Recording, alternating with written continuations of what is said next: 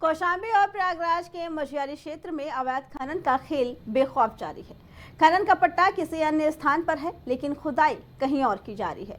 सूत्रों के अनुसार अवैध खनन कर ओवरलोड वाहनों से खनिज का परिवहन धड़ल्ले से हो रहा है।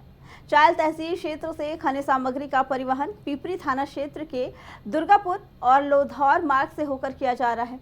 आरोप है कि इस अवैध गतिविधि में विभागीय अधिकारियों की भी मिलीभगत हो सकती है। तो वहीं प्रशासनिक उदासीनता और अधिकारियों की मिलीभगत के कारण खनन माफिया बेखौफ ये काम कर रहे हैं और उनके हौसले दिन ब दिन बुलंद होते नजर आ रहे हैं। ओवरलोड वाहनों के कारण सड़कों की हालत जर्जर हो गई है, जिससे हादसों की आशंका भी बढ़ गई। स्थानीय निवासियों का कहना है कि ओवरलोड परिवहन के चलते सड़कों पर गड्ढे बन गए हैं और आए दिन दुर्घटनाएं हो रही हैं। बावजूद इसके जिम्मेदार विभाग मौन बना हुआ है। जनता ने उच्च अधिकारियों से इस मामले की निष्पक्ष जांच और दोषी अधिकारियों के खिलाफ कड़ी कार्रवाई करने की मांग भी की है, ताकि अवैध खनन और ओवरलोड परिवहन पर रोक लगाई जा सके।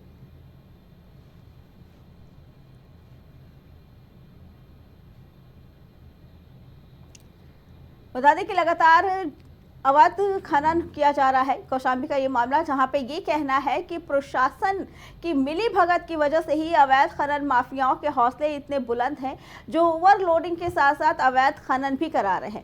साथ ही ग्रामीणों का ये भी कहना है कि ओवरलोड के चलते ही सड़कों पर भी जगह जगह गड्ढे हो गए हैं, जिसकी वजह से आए दिन यहाँ पे दुर्घटनाएं होती हैं और लोगों को अपनी जान माल का खतरा बना रहता है।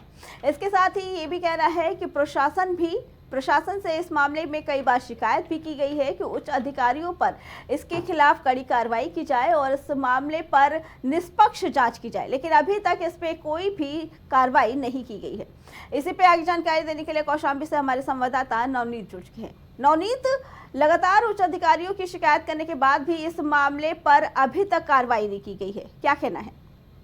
जी अर्चना जी, बता दें कि लगातार कौशाम्बी के मझियारा क्षेत्र हो या प्रयागराज सटे क्षेत्र हो या फिर महिला ग्राम कौशाम्बी का बॉर्डर हो, वहाँ लगातार अवैध रूप से खनन हो रहा है।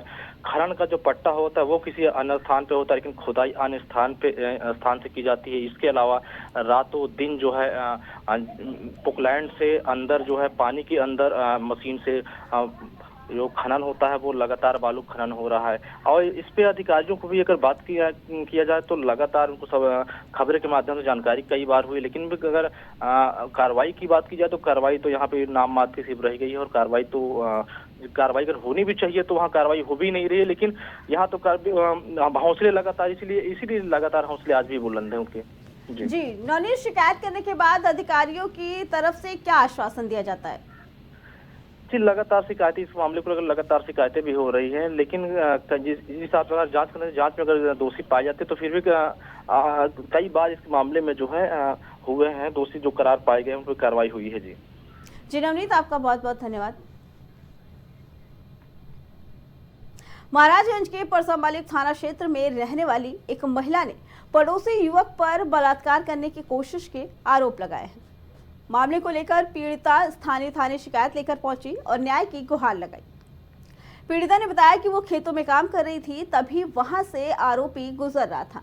आरोपी ने अकेले होने का फायदा उठाते हुए पीड़िता के साथ जबरदस्ती करने की कोशिश की। पीड़िता की चीख पुकार सुनकर आसपास के लोग वहां पे इकट्ठा हो गए, जिसके बाद आरोपी वहां से भाग निकला। तुम घास काटता वीरंदर हमारे साथे जबरदस्ती करता ना है, हम चिल्लैली है, लगल घिरा घिरा मारे हमें, और बाद जब जुट गए सब भाग गए हैं।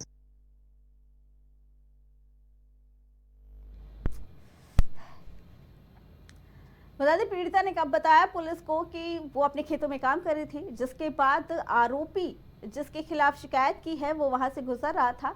अकेले पाकर पीड़िता के साथ जबरदस्ती करने की कोशिश की। वहीं जब पीड़िता ने चिल्लाना शुरू किया तो आसपास के लोग वहां पे इकट्ठा हो गए। भीड़ को इकट्ठा होते देख आरोपी वहां से भाग निकला, जिसके बाद पीड़िता अपनी शिकायत लेकर थाना परसा मलिक पहुंची और पुलिस से उस युवक के खिलाफ शिकायत की।